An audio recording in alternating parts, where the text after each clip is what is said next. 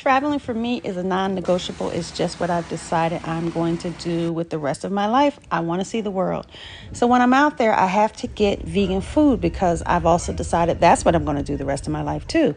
What I've found is that when you go and seek out the African diaspora, you actually get some amazing food. The original African diet is made up of fruits, vegetables, legumes, grains, things like that. So when you go all around the world and you see maybe Caribbean people, you see people from Africa living in different parts of the world, you are going to find those grains, those fruits, those vegetables, those legumes, and it's going to be flavored with the culture, and it tastes so amazing. And you get to soak up the culture of where you are. So you might have to take a taxi a little bit off the beaten path. You might have to take the train. You might just have to go, away from the tourist area.